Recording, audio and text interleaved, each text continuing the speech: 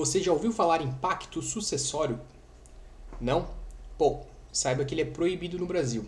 Então, para evitar assinar um contrato como esse, que possivelmente mais para frente poderá trazer problemas para você ou para os seus sucessores, assista esse vídeo até o final.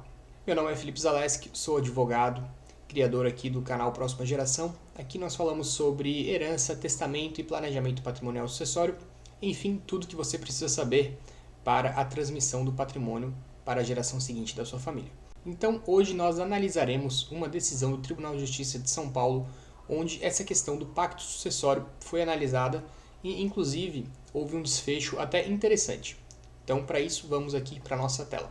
Então, eu trouxe aqui a decisão já com alguns destaques para a gente ir analisando, mas só para contextualizar eu vou ler aqui o início. Então, é um agravo de instrumento, um recurso que foi interposto aí no decorrer do processo, em relação à decisão que declarou nulo o pacto sucessório firmado entre o de cujus, para quem não sabe, o de cujus é o autor da herança, quem faleceu, e a herdeira Cláudia, e acabou afastando a alegação de adiantamento de herança.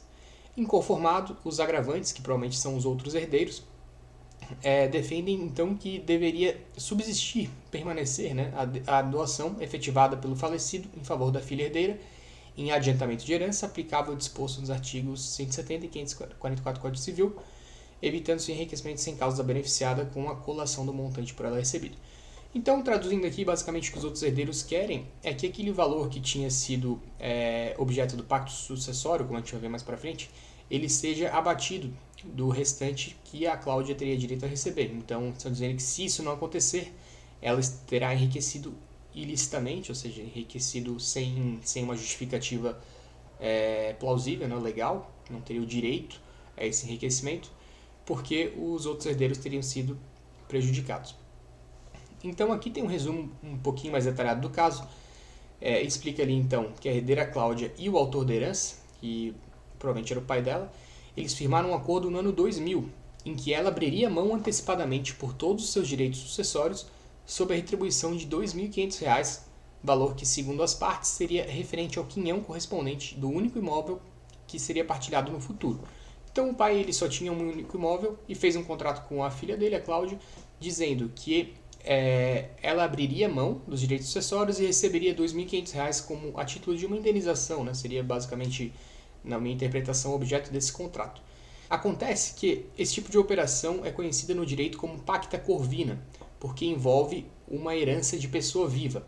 Então a alusão aqui seria a um corvo, um animal que se alimenta aí de restos mortais, então ele fica só esperando a vítima, virar óbito para ir, então se alimentar. Seria algo nessa linha, essa comparação, quando você já está negociando ainda a herança que você ainda nem recebeu, porque o autor da herança ainda está vivo, então, afinal de contas, o patrimônio ainda é dele, ele pode fazer o que ele quiser.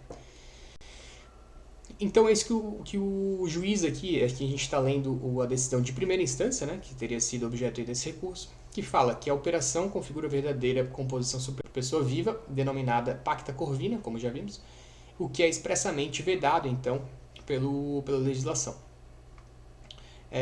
Então ele fala ali: o sistema reveste a renúncia de herança de formalidade especial de forma exigindo que submetida em cartório ou por escritura pública, o que não se confunde com mero reconhecimento de firma.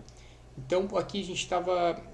a discussão no processo seria que essa operação, essa renúncia à herança por conta do pacto sucessório, ela não tem efeito, porque justamente existe aí uma série de procedimentos específicos que esse tipo de manifestação da vontade, essa recusa do herdeiro, precisa de uma escritura pública em cartório. Então, não seria simplesmente reconhecimento de firma num contrato civil, que não foi registrado em cartório, que seria suficiente para demonstrar essa renúncia à herança. Então ele já está afastando a primeira tese, que seria que ela renunciou à herança, porque o pacta corvina é ineficaz. E a segunda tese seria, mais embaixo ele fala, que em que pese ser digitado como doação, em verdade se tratou como forma de pagamento pelos direitos sucessórios, o que não se admite e incorre o documento em completa nulidade. Desse modo não se faz possível qualquer forma de compensação ou consideração de adiantamento de herança. Então aqui essa seria a tese dos outros herdeiros. Primeiro, ou que a Cláudia teria renunciado à herança por conta do documento que ela assinou com o pai dela, ou que esses R$ 2.500 seriam um adiantamento da legítima via doação. Então que na verdade não seria aí como o negócio jurídico ele não é eficaz, né, não produz efeitos, na prática ela estaria recebendo aquilo como adiantamento de legítima.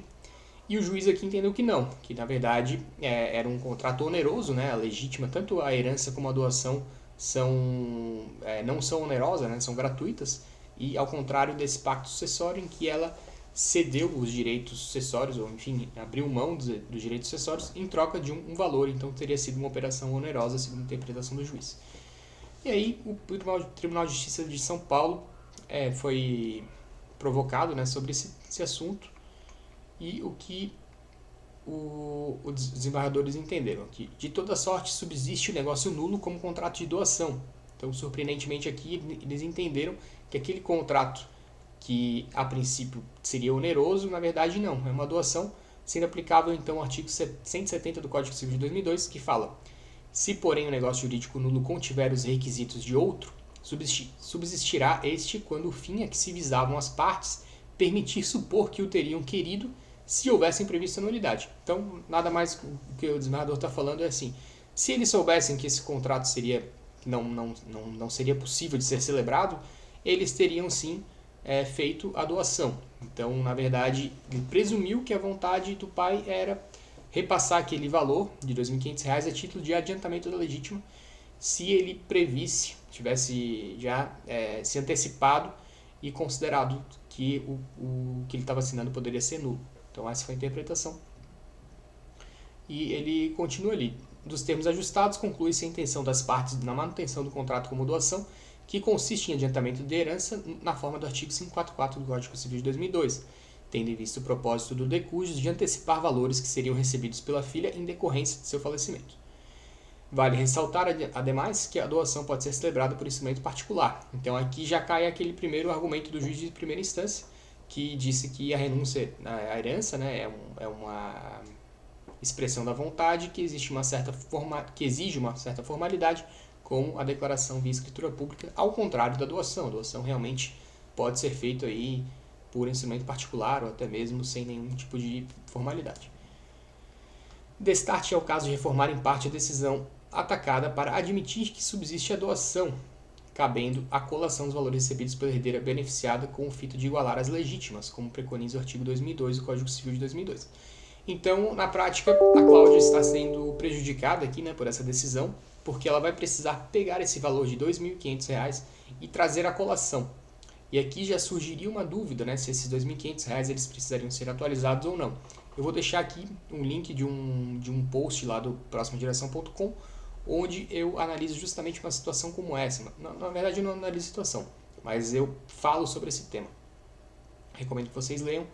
E adiantando aqui o meu posicionamento, né, uma questão que ainda não está 100% pacífica, mas tende a se pacificar em relação a que sim, os R$ 2.500 eles precisariam ser atualizados, porque senão a Cláudia realmente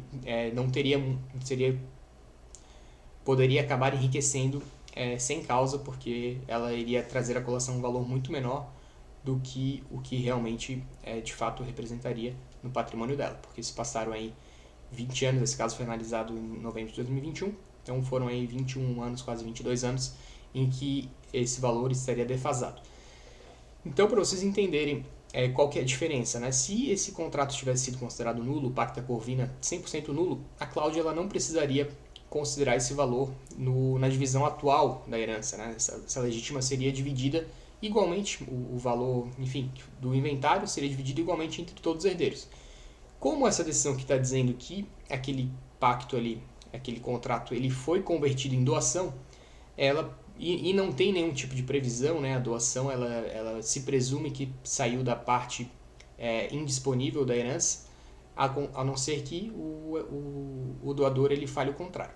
Então, nesse caso, como enfim, o instrumento do Pacta Corvina não previa nada nesse sentido, se presume que aquilo ali foi um adiantamento da legítima, então a Cláudia ela vai ter que ter essa redução no quinhão dela para justamente igualar as legítimas, como está mencionado aqui. Então aqui essa é a ementa, né, é o resumo do que foi decidido aqui pelo tribunal. Ele fala então nulidade do pacto sucessório, negócio que subsiste, ou seja, permanece válido, né, como doação, adiantamento de herança, colação, recurso provido. Inventário, declaração de nulidade do pacto sucessório afastada, demais a tese de doação e adiantamento de herança, contrato que tem por objeto de herança pessoa viva, vedado pelo artigo 426 do CC 2002, eivado pois de nulidade. Negócio nulo que subsiste como doação, consistindo em adiantamento de herança, cabível à colação dos valores recebidos pela herdeira beneficiada. Inteligência do artigo 170 do Código Civil de 2002, decisão informada em parte, recurso provido. Então, essa foi a decisão que a gente analisou hoje. Vocês podem ver que é um tema bastante relevante, porque se nós pegarmos aí os R$ 2.500 e atualizarmos 20 e poucos anos, certamente o quinhão dessa herdeira vai ser reduzido de forma drástica. Então, vocês podem notar aí a importância de saber o que está sendo assinado, né? Certamente a gente não sabe, houve ali uma presunção de que o pai queria de fato o adiantamento da herança para a filha, mas pode ser que não, pode ser que ele quisesse já. Na verdade, o que dá a entender é que ele queria que ela nem participasse da sucessão, né? Ele estava fazendo uma espécie de. Estava comprando o quinhão dela e sabe-se lá para quê, se ele queria privilegiar apenas um herdeiro ou não. O fato é que foi um planejamento sucessório mal executado, mal planejado e mal executado, porque acabou trazendo aí uma ferramenta ilegal, né, que não está prevista em lei, que justamente é a herança de pessoa viva. Então nem o próprio autor da herança pode negociar aí com os seus herdeiros o que eles vão fazer com a herança quando eles receberem, quando eles pudessem vir a ter direito a recebê-la, né? Então, pelo vídeo é isso. Se você tem interesse nesse tipo de assunto, eu recomendo o meu workshop Patrimônio Organizado, Família Protegida. São 4 aulas, a primeira delas é gratuita e já está disponível, todas já estão disponíveis. Você pode acessá-la aqui no link da descrição. Espero vocês lá. E se você gostou do vídeo, indique para algum amigo, se inscreva aqui no canal e ative as notificações para não perder os próximos vídeos. Um grande abraço e até mais.